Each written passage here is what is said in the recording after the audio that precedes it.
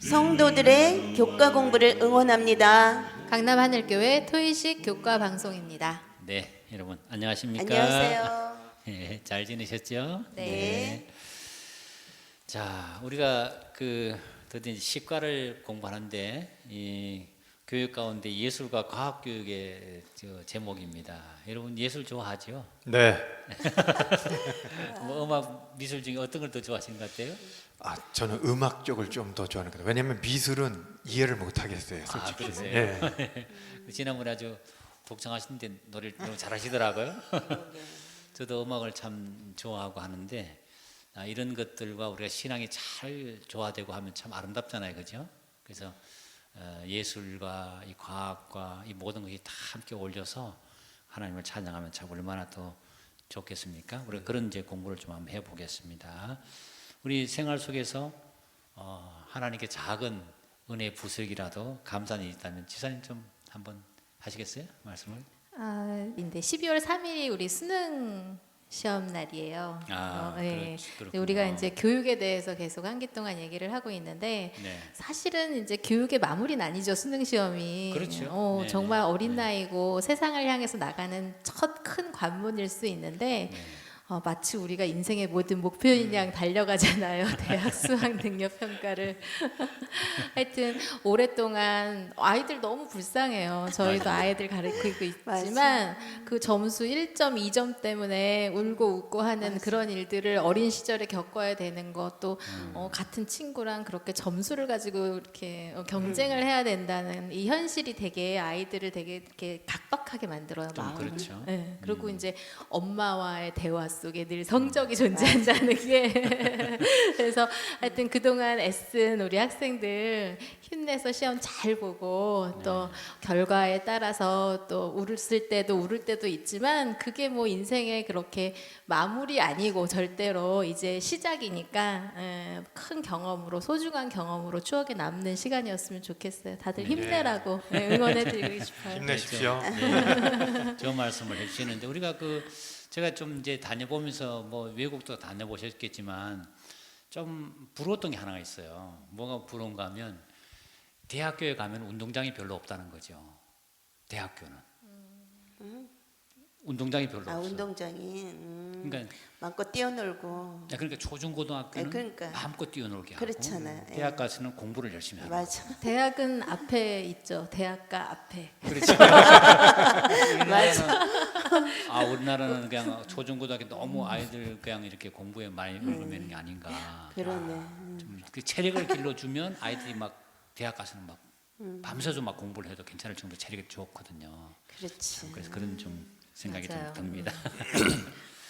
자, 오늘 우리 본문의 말씀 예술과 과학교육 우리 집사님 좀 읽어주세요.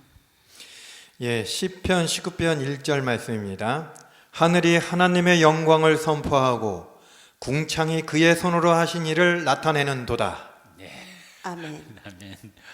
운변적으로 읽어주시는데 하늘이 하나님 영광을 선 궁창이 그 손 하신 일을 나타내는도다 이 말 있잖아요. 예. 날은 날에게 말하고 밤은 밤에게 지식을 전하니 언어가 없고 그 소리가 들리지도 않지만 그 말씀이 세계 끝까지 이르도다 그런 말씀이 있단 말이에요.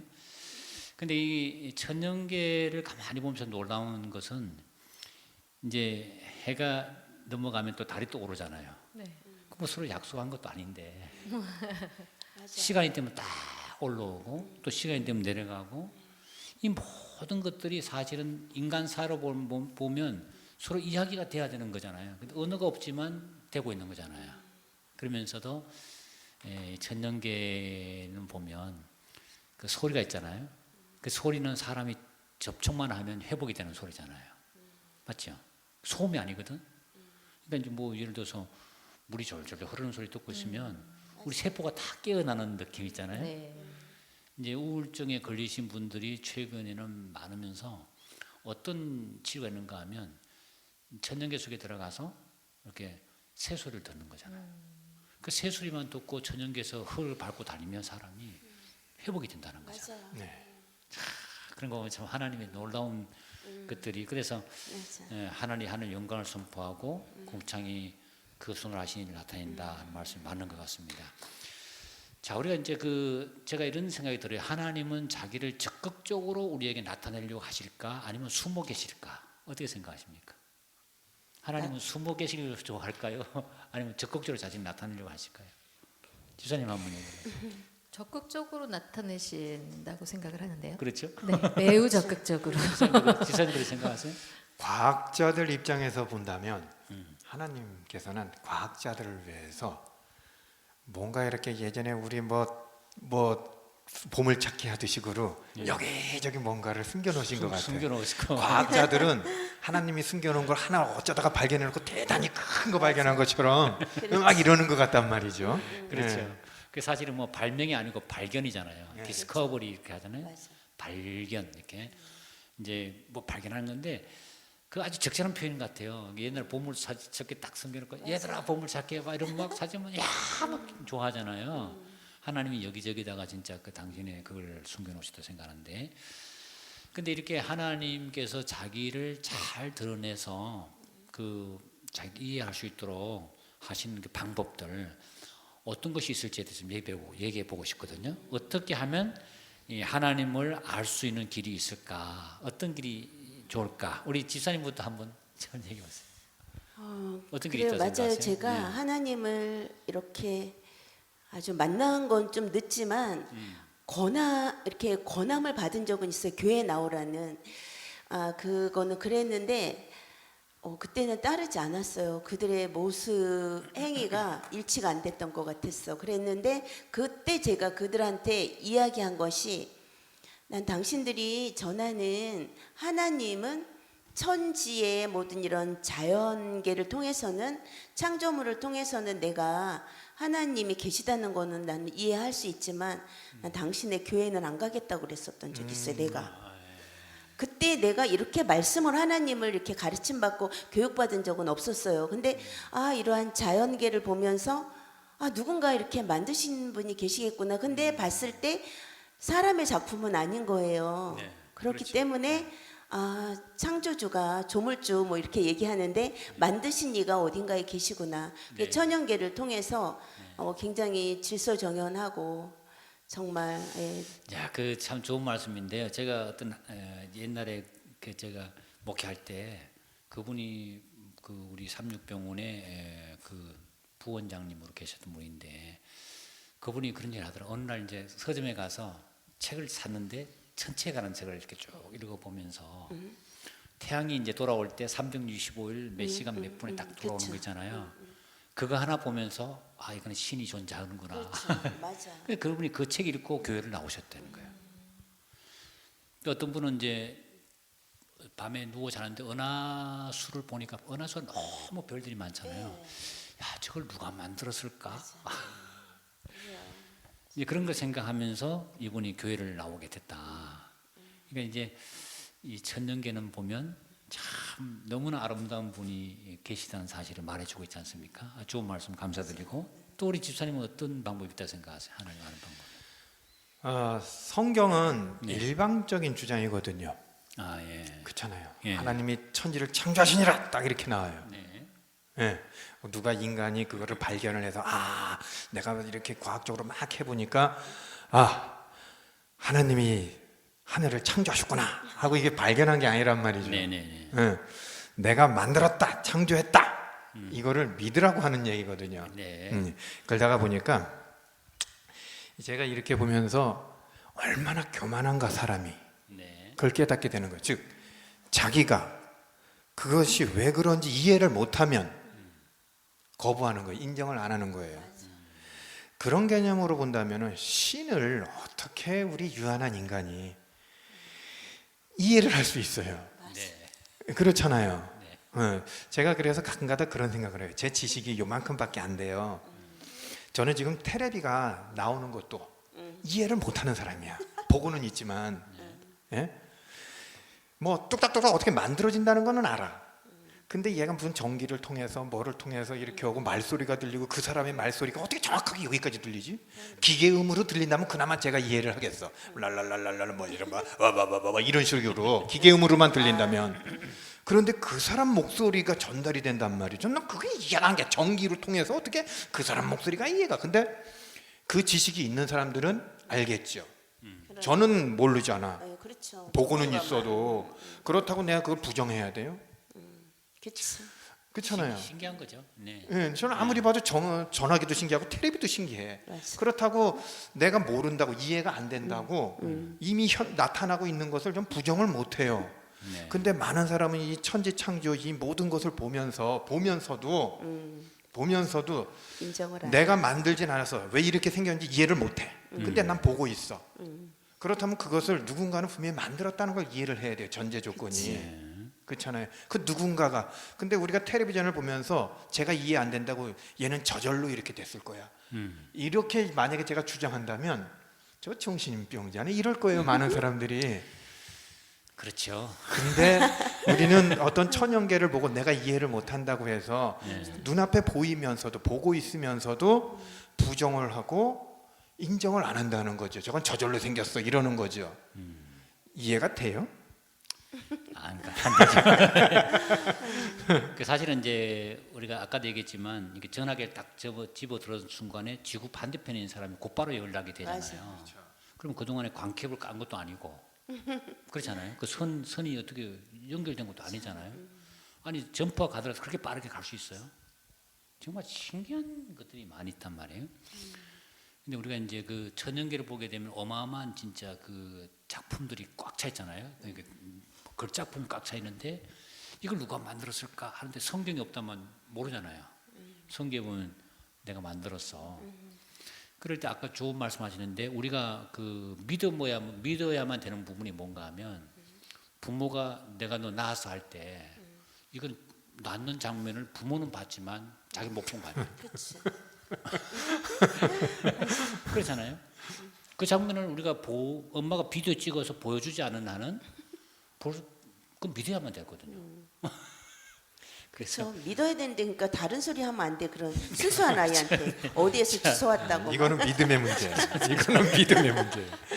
또 우리 지사님은 또 어떤 방법이 있다고 생각하세요? 네. 하나님 품성을 아는 방법 이제 네. 뭐 예수님의 이야기들을 통해서 배우겠죠. 예수님에 대한 기록이 없었으면 네. 우리가 이제 하나님의 품성을 정말 이렇게 깨닫기 쉽지 않을 것 같아요. 네.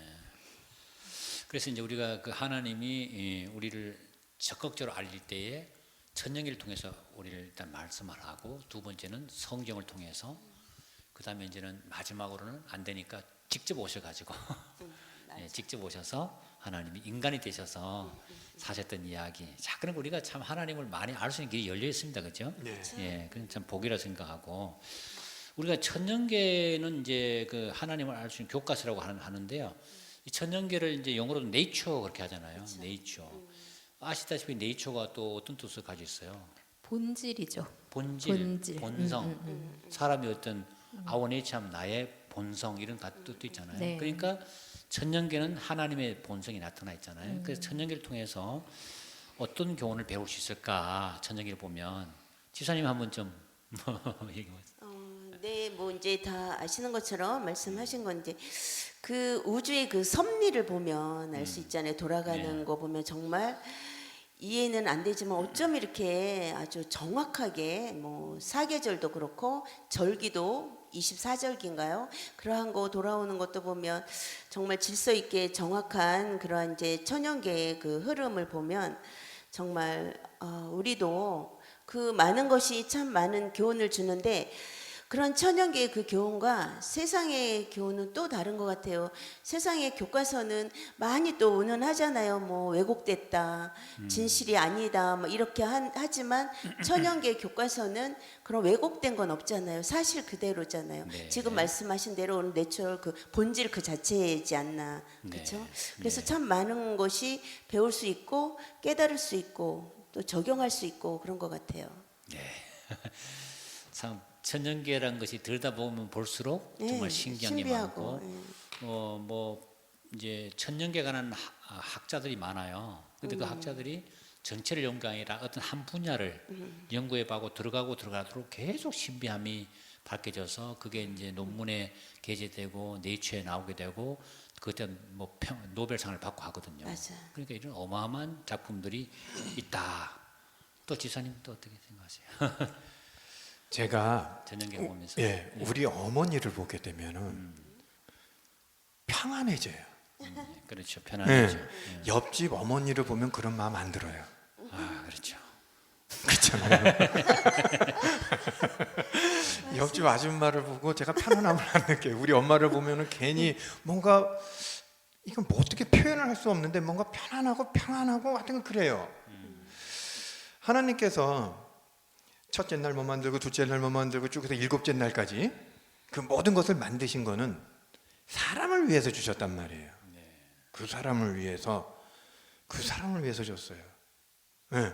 그러다가 보니까 하나님이 주신 이게 제가 자연을 이렇게 나가면 모든 사람이 그런 것 같아요. 이유 불문하고 자연을 그냥 다 이렇게 바라보면 뭔가 편안하고 맞아. 이런 마음이 들어요. 본질적으로.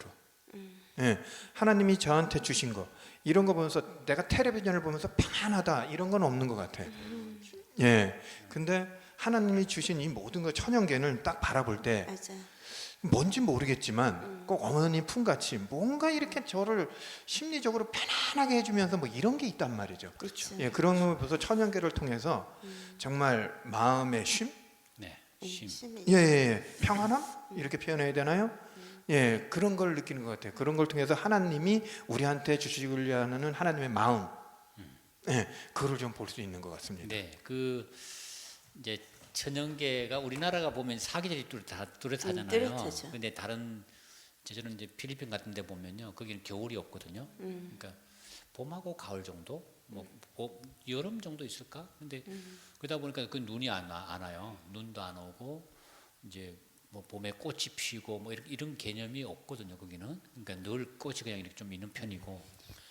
근데 이제 그 사계절이 뚜렷하니까 봄, 여름, 가을, 겨울 봄에는 꽃이 피고 여름에는 막 계곡에서 아름다운 그 시원한 게 나오고 가을에는 막 단풍이 지고 겨울에는 막 눈이 내리잖아요. 그래서 하나님께서 한 번씩 나를 보러 와 이렇게 쇼를 하시는 것 같아요. 그렇잖아요. 예, 나를 좀 만나. 가을 되면 말이야 이게 쫙 불러내시는 것 같아요. 하나님이 그죠? 그래서 그렇게 해서 자꾸 그걸 만든 창조주와 더불어 자꾸 친숙하게 지내게 그쵸. 하고 그런 천연계를 사랑하는 사람들 마음이 순수해지잖아요. 네. 그런 부분이 있죠. 있어요. 우리 어릴 때 보면 흙구덩이에서 뒹굴었잖아요. 예. 그때가 참 우리 동심이 좋았잖아요, 그죠? 네, 고맙습니다. 자, 우리가 이제 오늘 교과가 예술과 과학 교육인데요. 우리가 그 예술 부분도 조금 더 얘기를 해보면 싶은데 예술하면 음악과 미술, 그죠? 이런 것들이 과거에는 보면 어떻습니까? 이렇게 그 중세 암흑기 그 이전 상태를 본다든지 하면 주로 음악이 종교적인 거거든요. 종교적인 성향. 그러니까 예를 들어서 뭐 미술도 하면 미켈란젤로의 뭐 작품 전부 다 보면 종교적인 부분 많거든요. 하나님 중심의 그쵸. 예. 음악도 하나님을 찬양하는 쪽에 클래식 쪽으로 많이 되고 있는데 요즘 음악이나 예술 이런 부분이 신을 떠나서 전장이 좀 많이 있는 것 같은데 어떤 느낌이 드세요? 혹시 누가 좀 얘기해 보시겠어요?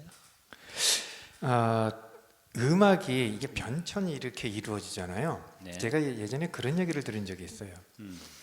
그러니까 어르신들이죠. 한 구한말 정도 좀 하면서 막 이렇게 연세가 좀 많으신 분들 이제 그런 분들이 이제 창이라든지 판소리라든지 이런 걸 듣고 자라신 분들이 맞아요.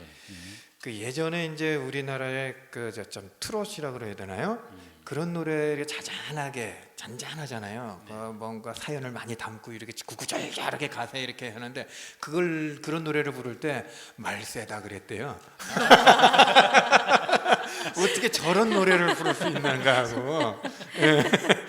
근데 이제 그렇게 불었던 사람들이 이제 그 트롯 부르고 이렇게 했던 사람들이 시간이 흐르면서 또 다른 어떤 락이나 뭐 이런 게 나와서 막 흔들고 막 이런 노래를 부르면서 그 사람들이 이제 또 말세다 이러는 거죠.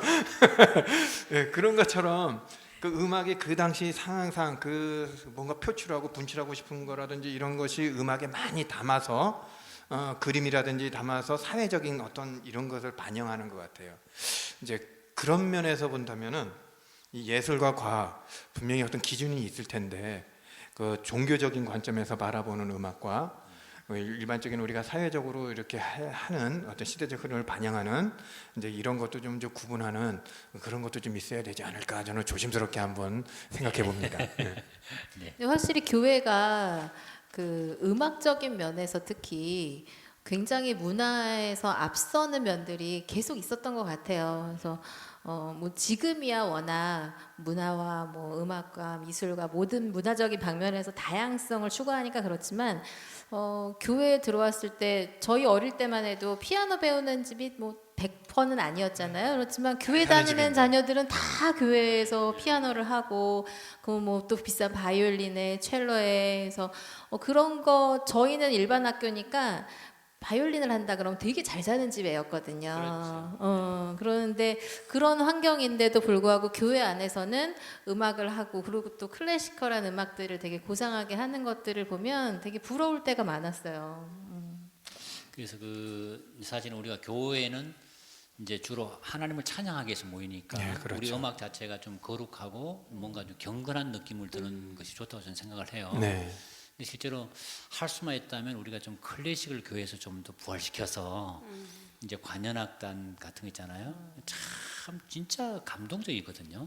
그래서 우리가 그런 악기들도 좀 하고 이렇게 해서 교회를 조금 더 음악적으로도 아주 풍성한 것을 만들면 좋겠다.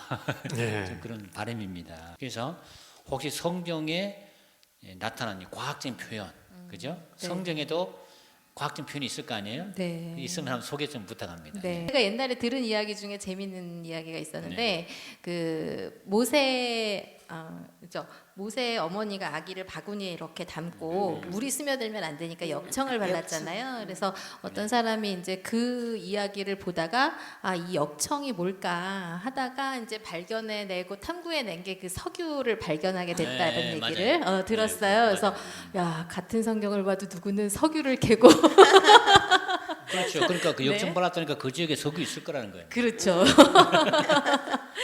그런 얘기를 들으면서 진짜 성경을 열심히 봐야 되는구나 할 때가 맞아. 있었는데 여기 보면 이제 그죠. 천문학자인 코페르니쿠스가 처음으로 이제 지구가 둥글고 지구가 돈다라는 이야기를 했잖아요. 그런데 이러한 표현들이 이미 성경에는 그 옛날 3000년 전부터 이렇게 기록된 내용들이 있다라는 거죠. 창세기를 기록할 때도 그렇고 욥기서에 보면 26장 7절에 그는 땅을 공간에 다시며라는 표현이 있는데요. 이 욥기서가 기원전 1500년에 네, 그 당시에 써졌다고. 그렇습니다. 네. 공간에 달았다라고 했는데요. 이제 영어 표현을 써주셨어요. He suspends the earth over nothing. 그래서 아무것도 없는 것 위에 earth를 suspend 했다고 했거든요.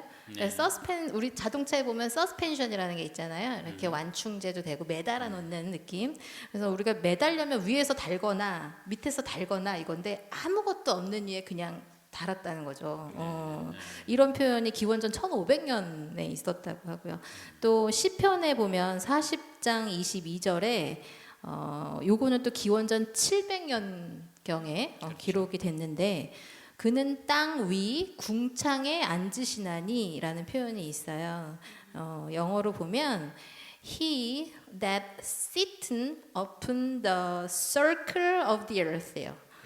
그러니까 제가 좀 상상해 보면 이게 마치 우리가 인공위성 매달듯이 그 Earth라는 서클 위에 그냥 이렇게 앉아 있는, 그죠?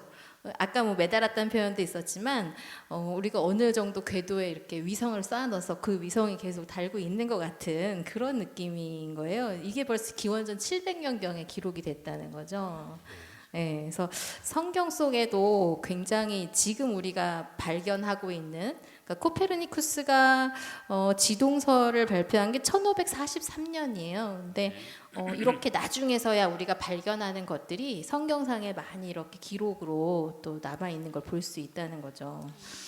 그게 저는 참 그 이렇게 이제 허공에 떠 있는 이제 그 달, 네. 태양 이런 거 있잖아요. 볼 때마다 이런 생각이 들어요.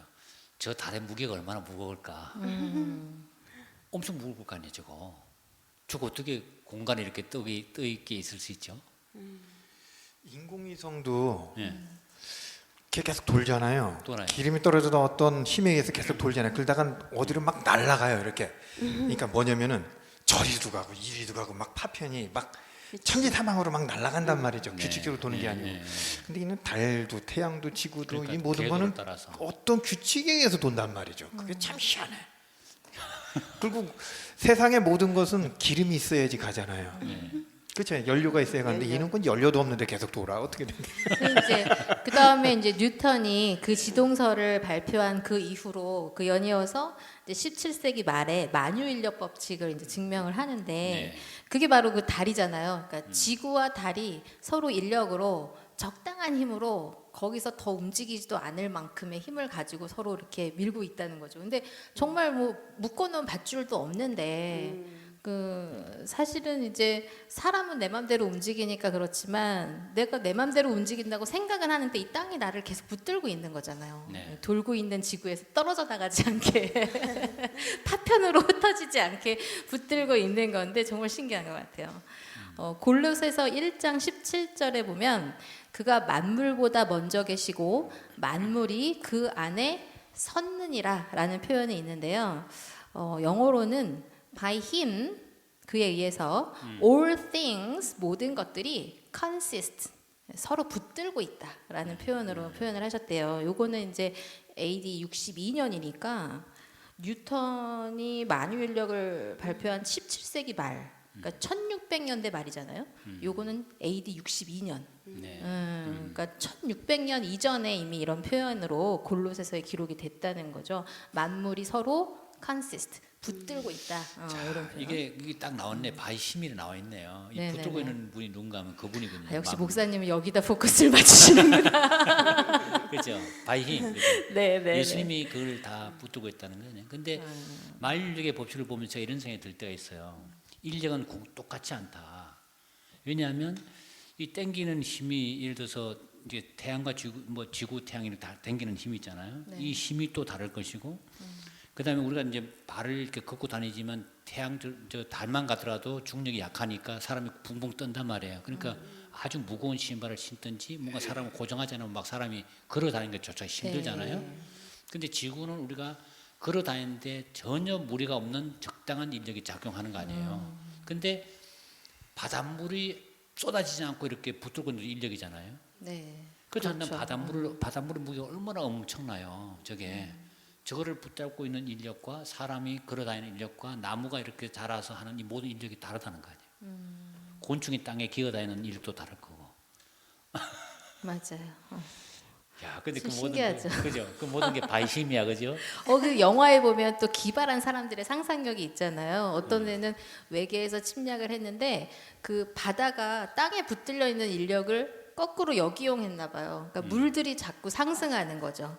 바다에서 물들이 상승해서 우리가 다 물에 갇히는 거예요. 외계인이 그렇게 공격을 하더라고요. 그러니까 네. 어, 참 재밌는 표현이 네네. 성경에 나와 있군요. 또 어떤 표현이 있습니까? 네.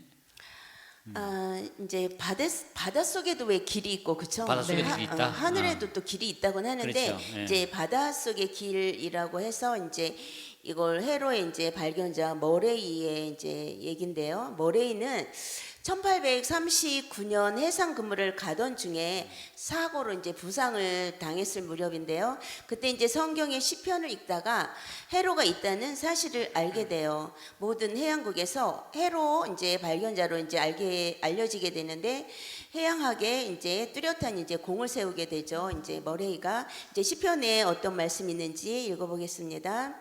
시편 8편 8절에 보면 공중의 새와 바다의 어족과 해로에 다니는 것이니이다. 이제 기원전 1055년경인데 그 1923년 머레이가 태어난 버지니아주에서는 그를 위한 동상을 그래서 또 세웠고 그의 동상 비문에는 그가 성경에서 영감을 얻게 되었다는 사실이 적혀 있다고 하네요. 예, 참 중요한 거 성경에 적혀 있다라고 표시한 게 감동이네요. 네, 어쨌든. 그렇죠.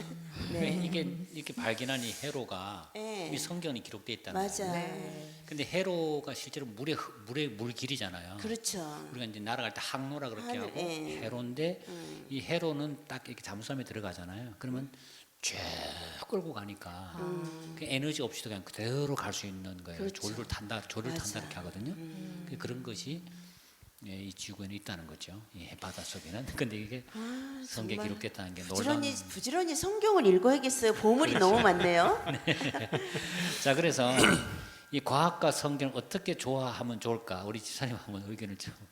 과학과 성경 어떻게 조화시키면 좋을까? 그 내용에 앞서서 이 쭉 얘기하다가 보니까 제가 언젠가 한번 다큐멘터리로 그 노아 방주에 대해서 나온 게 있었어요.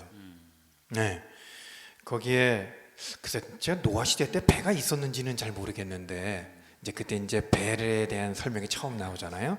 그래서 배를 폭을 얼마로 길이를 얼마로 이렇게 하고 높이를 얼마로 이렇게 만들어라 했어요.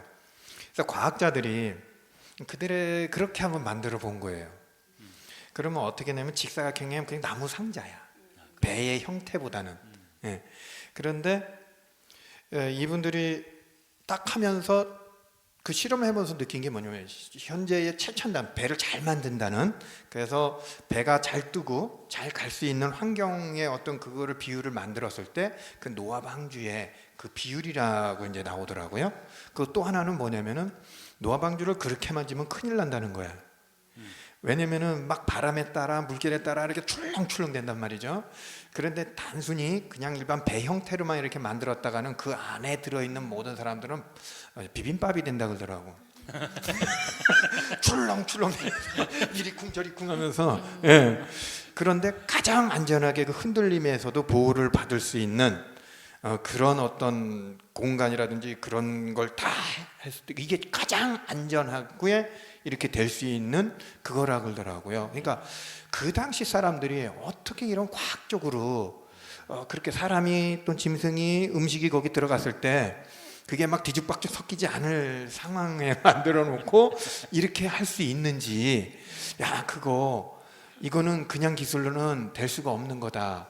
이미 안전벨트도 없는데. 그렇죠. 그러니까 성경에서는 이미 그것을 하나님께서 그렇게 도안을 해주셨고 만들었고, 지금 과학의 기술로 자기네가 제일 좋은 배를 만들었지만 사실은 하나님이 이미 만들어 놓은 거에 근접한 거에 불과하더라고. 맞아. 네. 그런 거 보면서 과학은 아무리 해도 성경을 따라가는 거라고 봐요, 저는. 네, 그렇죠. 이제 우리가 사실 엄밀히 말하면 이제 과학적으로 증명할 수 없는 게 많잖아요. 천지창조 증명이 안 되잖아요, 그죠? 사실은. 그래서 하나님께서 신비하신 분이고 전지전능하시니까 그분이 만드신 것이 이제 천년계인데 그 속에서 과학이 들어있는 거 아니겠어요? 그래서 저는 성경과 과학이 서로 같은 분에게서 나왔기 때문에 네. 과학을 연구하더라도 신을, 우리가 하나님을 믿게 되면 더 많은 것들을 발견하게 되지 않을까 이런 생각이 들기도 합니다. 자, 오늘 공부 너무너무 감사드리고요. 자, 오늘 우리 이제 교과를 좀 마치면서 마무리 발언 한번 좀 해주시기 바랍니다. 첫째, 네. 천연계와 성경, 그리고 예수님을 통하여 하나님의 품성을 알도록 하셨습니다. 네. 둘째, 성경과 자연과학의 창조자는 같은 하나님이시므로 서로 조화가 됩니다. 아멘. 아멘. 자, 아주 핵심을 잘 말씀해 주셨습니다. 그래서 이 히브리서에 보면 믿음이 없이는 기쁘시기 못한다는데 보이는 것은 나타난 것으로 된 게 아니다. 사실 보면 보이지 않는 원자 있잖아요. 그 모든 것이 이루어져서 보이는 물질로 됐잖아요. 결국은. 그러니까 가장 작은 단위에 그것은 안 보인다는 거죠. 그래서 믿음으로 우리가 하나님을 알 수 있다는데 오늘 우리가 공부가 상당히 유익한 공부였다 생각합니다. 아멘. 아멘. 좋은 의견들 주신 분들 감사드리고, 우리 오늘 다음 주에는 제 10일과 그리스도인과 일, 소위 말하면 직업에 관한 것인데요. 우리 다음 주에 또 이 주제를 가지고 재밌게 한번 토의해 보겠습니다. 여러분 오늘 수고하셨습니다. 대단히 감사합니다. 감사합니다. 감사합니다. 네.